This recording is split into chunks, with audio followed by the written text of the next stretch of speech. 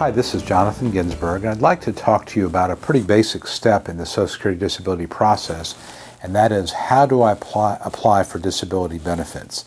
And basically there are three ways to do it. And let me say, first of all, that applying for benefits, there's no cost to it.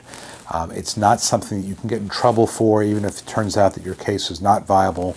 If you feel you're disabled, you certainly should go ahead and try.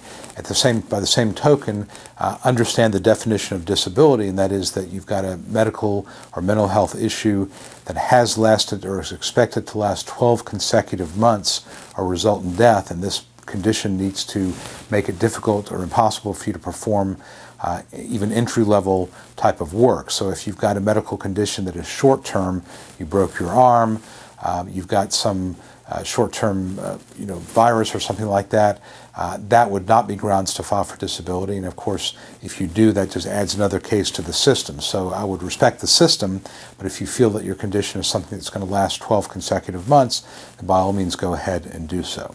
So as far as how to apply, three different ways. I'm going to start with the least desirable and go up. The least desirable way to do it's in person, I think. You can go to your local Social Security office, get a ticket, wait in line, and go ahead and apply. I don't think it's necessary to do that. That is a way to do it.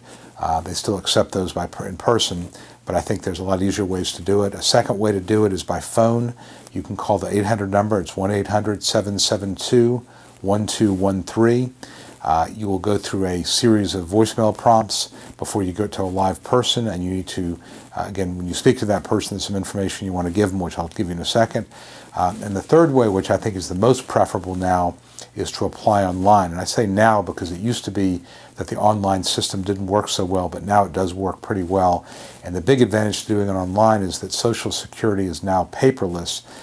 So when you apply online, of course, that's paperless, and that keeps the file moving a little faster. If you apply in person or over the phone, it's got to be written down, it's got to be transcribed and made into an online file. If you do it online yourself, then it's already online and it tends to move a little bit faster. So, and you can do that by going to ssa.gov/apply for disability. ssa.gov /apply for disability, and that's what you got to do. And most of the time you can do your applications online. There are a few type of applications that it won't work online, so you'll have to call, but the system will tell you. I will tell you, when you apply online, it's wise to print out the pages as you go from page to page. It's difficult to go back once you've clicked on the next, so go ahead and print the pages out so you have your own personal record. Now, when you apply for benefits, there's some information I think you need to have on hand. First, you need to have the date that you stopped working. And the reason I say it like that is because the person, if you call the 800 number or do it in person, they will ask you, when did you stop working? So obviously that means you don't want to say you're working now.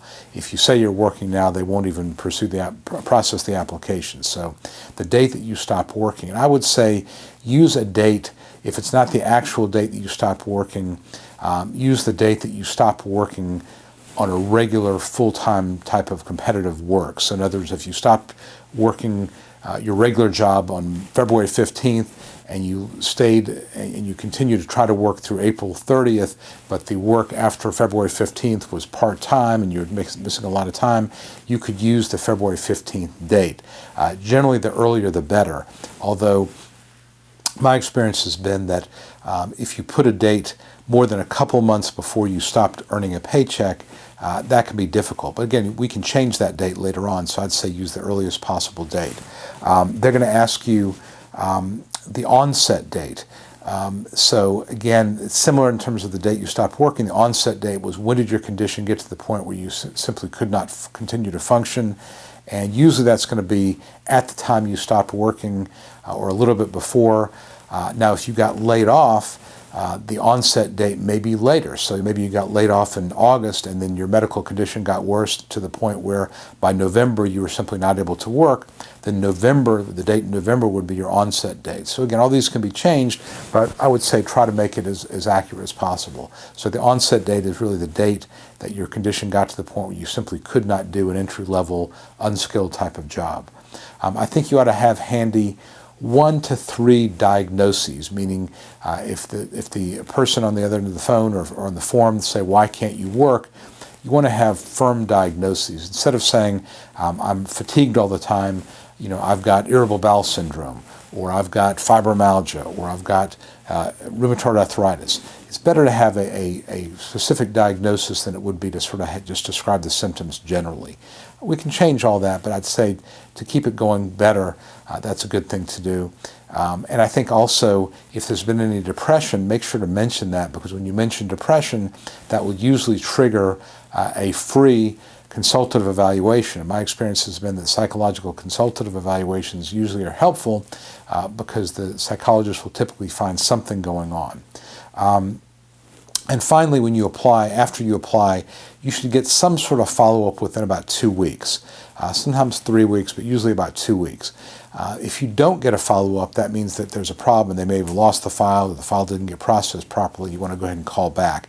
But usually it takes about 2 weeks. You'll get something in the mail saying, we received your application for benefits. And a lot of times what they'll do is schedule more of a detailed evaluation with an adjudicator, where you can give all the information about your doctors and hospitals and diagnosis and so forth. But when you simply apply, you just need to have the date you stopped working, date of onset, and a diagnosis, so that if they ask you about that, then you have that there. So that's how you apply for benefits. If you are deserving, I would tell you to go ahead and do so. The process can take a long time, 2 to 3 years, so start early. And obviously, the more specific you can be, the better. My name is Jonathan Ginsberg. I'm a Social Security Disability Attorney in Atlanta, Georgia, and if I can answer any questions for you, please let me know. Thanks a lot.